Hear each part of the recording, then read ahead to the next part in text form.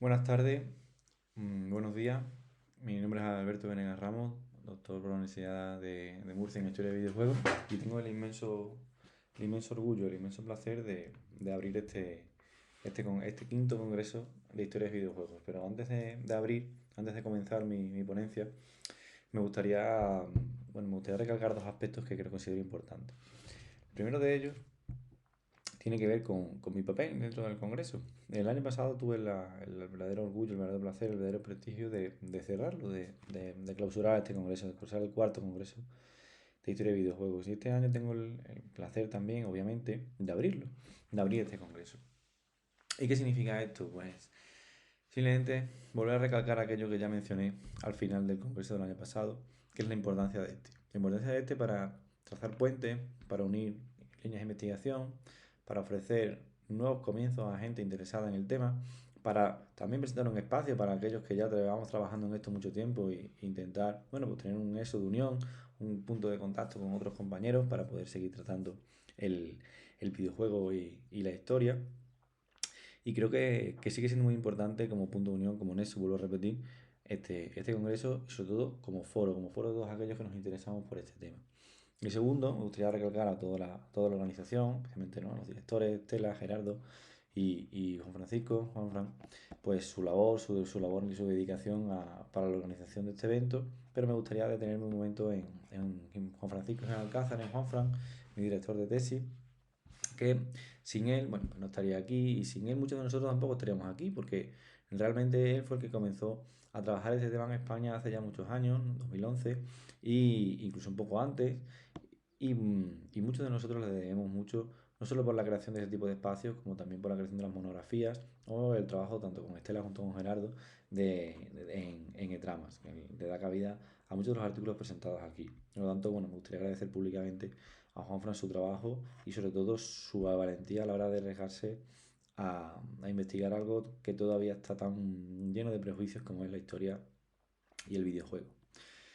Mi ponencia se llama Los pasados del videojuego y en él voy a hacer un alegato, una defensa del medio y de la necesidad de su estudio. No solo tanto de su estudio también como de su uso, de que usemos y estudiemos el videojuego para seguir consolidando su relación con la historia.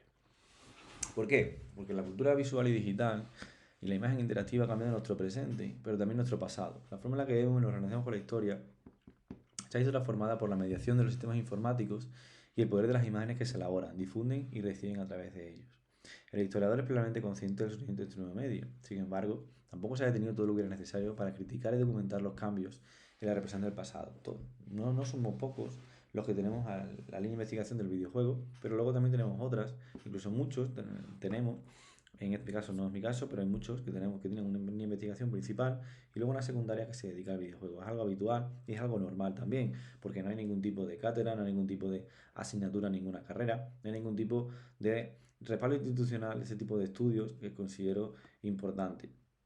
Sin embargo, nos ha cambiado hasta el punto de que este videojuego ruso, que también es histórico, que también contemporáneo, pues ha sido utilizado como un medio propagandístico dentro de la invasión rusa de Ucrania y ha sido compartido imágenes suyas por Zelensky, por Poroshenko, presidente y expresidente de Ucrania, como elemento propagandístico en el carácter internacional, que el famoso fantasma de Kiev no era más que una captura de pantalla de este videojuego. Entonces, esto nos tiene que hacer pensar sobre el papel del medio en nuestra sociedad, tanto en la política como en la cultura. Y no en vano, otros títulos, ¿no?, como Red Dead Redemption 2, pues sigue siendo a día de hoy el objeto digital más vendido en su primer fin de semana a la venta de la historia. Y es la principal mediación de muchos de nosotros entre el siglo XIX estadounidense y el presente. ¿Por qué? Porque no es algo que se dé en los libros de texto. Hay un pequeño apartado en cuarto de la ESO, un pequeño apartado en primero de bachillerato, ahora es optativa. Con lo cual, muchas personas que se acerquen al siglo XIX estadounidense lo van a hacer a través de este videojuego o a través de películas. Y eso es algo que nos debería hacer pensar, porque al fin y al cabo está condicionando la conversación pública acerca del pasado. Por lo tanto, para estudiar esto es importante entender cómo se compone, cuáles son las claves de su configuración como medio, cuáles son las claves de la cultura visual digital dentro del videojuego. Obviamente esto es más amplio de lo que puede parecer en un comienzo, ¿no? Esto es mucho más amplio y de hecho, bueno, pues se le dedican libros y dentro de poco pues, tendré el placer de publicar un libro sobre este mismo tema con carácter más extenso. Y en este caso me voy a dedicar o quiero dedicarme a 3 conceptos clave o a 3 aspectos que yo considero clave dentro del estudio del videojuego, ¿no? Para entender cómo se representa el pasado en el videojuego y por qué se representa así. Porque considero que esas 2 preguntas son más interesantes que la comparación ya clásica, ya tradicional de cuánto de histórico tiene este videojuego. En este caso, la principal aspecto, la principal forma es la remediación. La remediación es un concepto que Walter y Grusing estableció en su libro ya famoso Remediation en los años 2000, en la que hablaba de que todos los medios lo que hacen es que se retroalimentan entre ellos. Entonces, se ve aquí en estas imágenes, aunque se ve un poco difuso en la parte de atrás, conviven 3 imágenes. Una pintura del siglo XIX, una película del siglo XX, siglo XXI y un videojuego del siglo XXI. Y los 3 están retroalimentados, los 3 se alimentan del anterior. En el caso de Policeverso, el famoso cuadro de Jean-Léon Gérôme, en el que aparece el gladiador en el centro del anfiteatro, bueno, esperando la decisión del emperador de matar o no matar a sus contrincantes. Esta imagen también aparece en Gladiator y también aparece en Rise of Rome. Sin embargo, es mentira, no existe. No existe ningún tipo de fuente histórica que nos hable de esa práctica en la antigüedad. Pero en base a la repetición, en base a su remediación, en base a la aparición de distintos medios, al final le hemos acabado dando pues por buena, por como que existió. Con lo cual, añadiendo un pasado más a los pasados descritos por Hayden White, que hablaba de pasado práctico, pasado histórico, nosotros hemos también citado pasado mediático, aquel que solo aparece en la pantalla. De acuerdo a sus acuñadores, Walter y Grusing, en los nuevos medios, como el videojuego La Obra, se convierte en un mosaico en el que simultáneamente presenciamos las piezas individuales y su nuevo ensamblaje. En este tipo de remediación, los viejos medios se presentan en un espacio cuyas discontinuidades son claramente visibles, pero también son claramente visibles sus continuidades, como hemos visto en las imágenes anteriores. ¿Y qué es importante esto? Que la historia, el pasado, se convierte en una serie de piezas individuales, que nosotros hemos llamado retrolugares, ¿no? Los trabajos que hemos ido publicando, que se ensamblan de una forma casi mecánica, desde una estructura básica, se van ensamblando y se van creando obras nuevas con elementos del pasado ya conocidos. En el caso, por ejemplo, que hablábamos antes, pues la escena del cine, la escena del anfiteatro del gladiador. Todo eso se va remedando, se va remediando, se va copiando, porque en mi pueblo remedar es copiar, y se van haciendo obras nuevas en base al collage y en base al fotomontaje de la cultura que se permite en la cultura visual digital. Y Lesmanovich, en su famoso libro El lenguaje de los nuevos medios, nos hablaba de que Volter y Grusing definen el medio como aquello que vuelve a mediar. A diferencia de esa visión de la modernidad que busca definir las propiedades esenciales de cada uno de los medios, Volter y Grusing proponen que todos ellos operan mediante la remediación, es decir, traduciendo, transformando y dando una forma nueva a otros medios, tanto en el plano del contenido como en el de la forma. ¿Qué nos viene a hablar aquí Ivanovich, citando a Volter y Grusing? Que realmente todos estos medios bueno, pues viven entre ellos, ¿no? Y se retroalimentan entre ellos. ¿Por qué? Porque todos ellos comparten una idea que es un metamedio, que es el ordenador.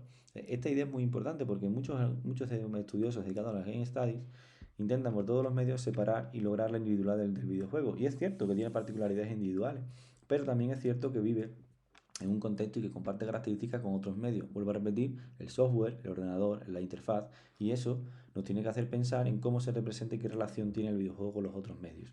¿Por qué? Porque hay un proceso de remediación en el que uno, pues básicamente se nutre del otro.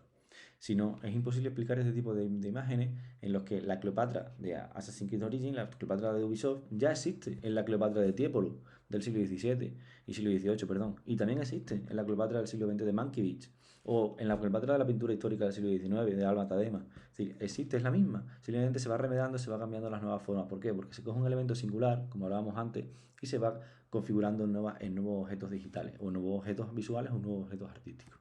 ¿Por qué? Porque existe una memoria estética. ¿Qué es esto? Este concepto lo acuñé para mi tesis doctoral y es una de las bases de mi libro Pasado Interactivo y es uno de los conceptos que más utilizo en mis trabajos. Y es aquella repetición de imágenes y motivos del pasado cuya presencia favorece la verosimilitud histórica del producto y su asimilación con otros similares ambientados en el mismo momento, por ejemplo, el gladiador y el emperador levantando el dedo. Una representación selectiva del pasado lleva a cabo a los medios de comunicación de masa cuya característica principal es la hegemonía de lo visual. Siempre aparece como visual, ¿no? Hemos visto ya pintura, videojuego, película, y que podemos resumir como pasado mediático, es decir, aquel que solo aparece en las pantallas.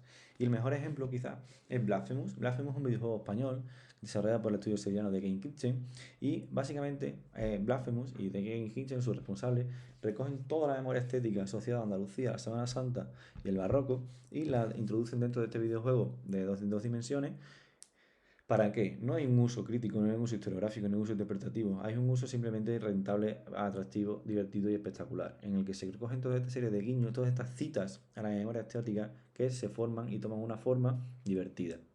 Es el caso de Blasphemous, donde esa sería el ejemplo más perfecto. Cualquier persona que juega Blasphemous pues, podrá ver, por ejemplo, esta escultura, ¿no? Que es en las puertas, las puertas del infierno de Rodin, esa caperuza que llevan los nazarenos en Semana Santa, en distintas Semanas Santas de España, que lleva el personaje protagonista. Podrá ver la piedad de Miguel Ángel, podrá ver obras de Zurbarán, obras de Murillo, obras de Goya, pero adaptadas. Esta memoria estética se adapta al medio, se adapta al lenguaje que nos aporta, es decir, al medio concreto. ¿Y cómo aparecen todos estos elementos? Aparecen de forma inmediata. El jugador los debe reconocer de forma inmediata. De nada sirve que en Blasphemous yo ponga una icono artístico que al jugador no le diga nada. ¿Por qué qué? Porque yo quiero dar un ambiente, quiero dar una trama, quiero dar un escenario, y ese escenario se monta a través de elementos reconocibles. Entonces, de acuerdo a Martín Prada, en su libro El ver y las imágenes en el tiempo de Internet, la antigua profundidad de los signos ha ido viendo sustituida su fuerza por la intensidad de las formas de su presencia. Las cosas se comparecen ahora en sus elementos más obvios, facilitando su inmediata aprehensión. Se acorta el tiempo para la argumentación. Todo debe convencernos al instante. El sentido deja de ser fruto de la elaboración para ser un ya está ahí, presente ante nuestros ojos, traducido en seductoras configuraciones visuales.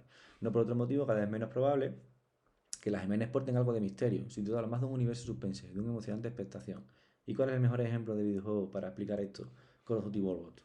Call of Duty World War II básicamente es una remediación de todas las obras anteriores, partiendo de la obra de Capra, que va a pasar por el más largo de Cornelius Ryan, que va a pasar por todos los libros de historia de Stephen Ambrose, y que va a pasar especialmente por una mediación maestra que va a ser salvar al soldado Ryan. De hecho, esta escena es exactamente igual a las apariciones en soldado Ryan de los primeros segundos de película.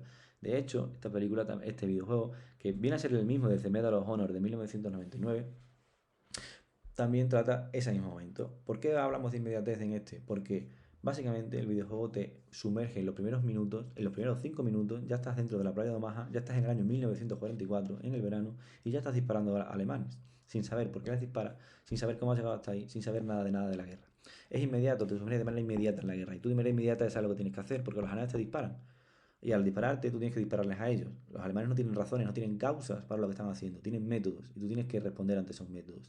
Y todo se configura en sus elementos más obvios, ¿no? Antes he mencionado la película de Cornelius Ryan, perdón, la novela, y luego la película del día más largo, y el desembarco de Normandía aparece a la hora y media de película. Antes se te muestran todas las causas, consecuencias, desarrollo de la preparación del desembarco. Aquí no, aquí el jugador ya está en el desembarco nada más comenzar, porque se presenta en su configuración más seductora, su configuración visual más seductora, más espectacular. En conclusión, ya para no alargarme mucho, porque ya me he pasado 3 minutos, el pasado mediático se compone mediante una remediación incesante de la memoria estética, que logra mantener una versión en bucle de un pasado que nunca existió, que logra mantener con vida una versión en bucle de un pasado que nunca existió y que tan solo observamos en las pantallas. La viabilidad, la capacidad de supervivencia de este pasado mediático depende de la atención que nos despierte, de la atención que logre captar entre la sociedad, y sin embargo casi siempre la despierta porque trata temas ya conocidos, ya reconocidos, que resuenan en la cabeza del jugador y del usuario, del espectador, y depende también de su demanda, su consumo y su gasto, si sigue siendo rentable o no sigue siendo rentable. ¿Por qué? Porque hay algunos conflictos que han sido históricamente rentables debido a la hiperrepresentación de este y que siguen teniendo pues ese capital estético acumulado como en la Segunda Guerra Mundial, y otros que no lo son tanto. Entonces, en este caso, el pasado mediático del videojuego forma parte de estas características, forma parte de esta escena cultural. Y para entenderlo, para llegar a estudiarlo, hay que entender cómo se forma, cómo se configura, porque la intención del desarrollador de videojuegos no es la de crear una obra de historia. Dan Houser, el responsable de Red Dead Redemption 2, lo dejó bien claro. Él quiere hacer una obra divertida, un homenaje a la experiencia rural de los Estados Unidos. No tiene nada que ver con una obra de historia. Y sin embargo, muchas veces la tratamos como tal, porque tratamos de examinar y calibrar cuánto de pasado histórico tiene ese pasado mediático. Y quizás no sea esa la pregunta, sino qué papel juega el papel de ese pasado mediático en nuestra sociedad y cómo podemos criticarlo, remediarlo o simplemente valernos de él. Y nada, muchísimas gracias. Y que acabo con esta imagen un poco dantesca de Ghost of Tsushima, que es uno de mis juegos favoritos de los últimos tiempos, sobre todo por la capacidad de fotografiar el pasado, que es algo que también nos permite el videojuego de historia y que abre muchas posibilidades, que espero que algunas de ellas pues se digan tratando de este congreso tan lleno de gente joven, tan lleno de aportaciones brillantes y tan lleno de, esperemos, ideas que sean fruto de luego trabajos más largos. Y ahí tenéis mi correo electrónico y mi usuario de Twitter, por si